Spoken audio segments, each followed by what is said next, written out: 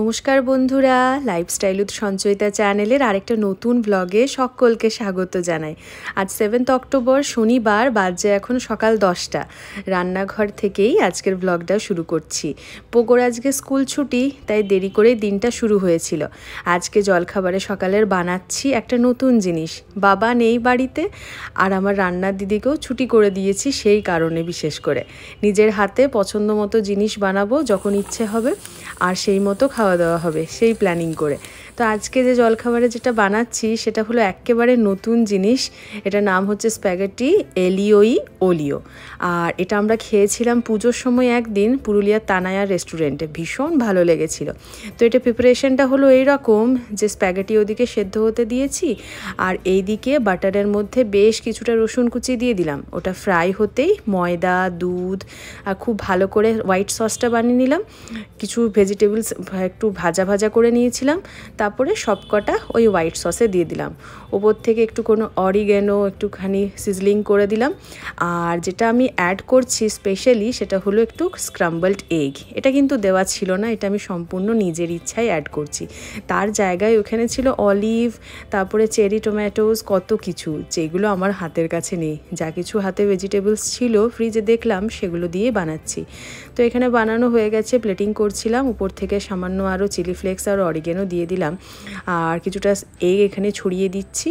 ভাজা বা এটাকে বলবো না এগ, কারণ অনেকটা তার চেয়ে কম ভাজা হয়েছে। আর এইভাবে দুটো রাস্কের সঙ্গে সার্ভ করা হয়েছিল, সে কারণে বাড়িতে যখন ছিল এইভাবে সার্ভ করছি। স্প্যাগেটি ওলিও বিলিও না এলিও ওলিও, ঘরের ভার্সন।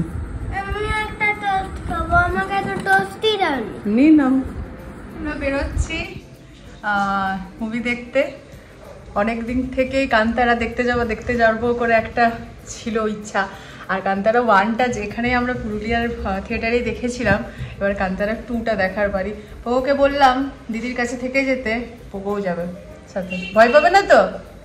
দেবতা হচ্ছে না, ভূত তো নয়। না, ঘুমে ঘরে রেডি হয়ে গেছে একবারই, যে শুনেছে। যদিও বা টিকিট আমরা আগে থেকে কেটে নিয়েছি, মানে মুভিটার এত ক্রেজ রয়েছে যেই পরে আর কিচ্ছু মানে পছন্দ মতো সিট পাবো না। অনলাইন টিকিট কাটা হয়ে গেছে। চলো বেরোই, বাজছে এখন 5:30, 5:45 থেকে শো। আর আমি বলেছি একদম প্রথম থেকে দেখবো। এর আগে আমি কোনো মুভি মানে কি বলবো 95% মুভি আমি যে পৌঁছেছি মোটামুটি প্রথম 10 মিনিট 15 মিনিট হয়ে গেছে। তো এবারে না, হতেই পারে না। আমি বলেছি প্রথম থেকে দেখবো, নাহলে আমি ছেড়ে চলে যাবো এদের, তাই তো? কুতুমকে বলেছি আমাদের চেয়ারে যদি কেউ বসে পড়ে তাহলে আমরা কোথায় বসবো? আসন নিয়ে যাবো, আসন নিয়ে যে আমরা মাটিতে বসবো, দিয়ে দেখবো থেকে গেলে তো একটা লোক কান্তারা করবে, তাই? আচ্ছা চলো দেখবো। ঘড়ির কাঁটায় ওই 5:30 মতো বেরিয়ে গেছি আমরা আর কি। কান্তারা দেখবার এক্সাইটমেন্টটা ভীষণ পরিমাণে রয়েছে। আসলে এটা একটা সিরিজের মতো, তো ফার্স্ট পার্টটা অলরেডি হয়ে গেছে। এবার ফার্স্ট পার্টের কোন যোগসূত্রটা থেকে ধরে সেকেন্ড পার্টটা যে শুরু করেছে সেটা যদি প্রথম থেকে না দেখতে পাই তাহলে কেমন যেন মিলাতে পারবো না আর কি। তাই বলেছিলাম যখন দেখতে যাব তাহলে একটু টাইম ধরেই আগে থেকে বেরোবো। চলুন, পৌঁছে গেছি, যে পরের পর নিজের জায়গায় যেয়ে বসি। টিকিট অলরেডি কাটা।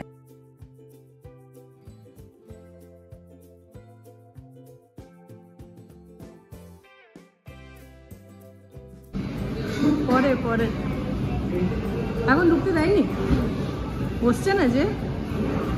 চলো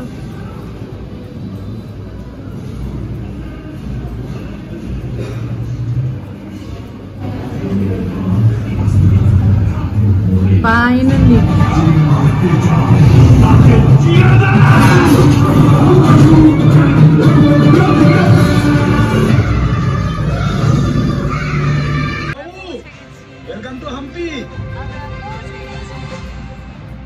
গুপ্তধনের ব্যাপারটা ঠিক কি কাকা বাবু?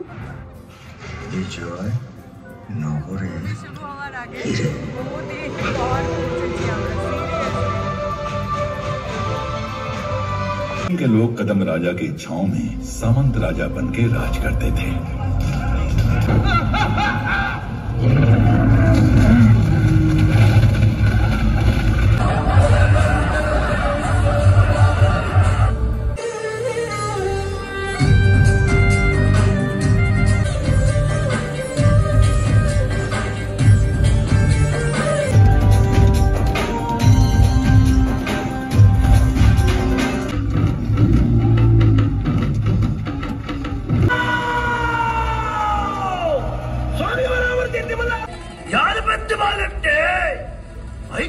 ಬಂಗಾಪುಡು ಅವು ಎಂಗ ಮಕ್ಕ ಎನ್ನ ಉಲ್ಲಾಯಕ ಮಾತ್ರ ಗೊತ್ತುಪಡು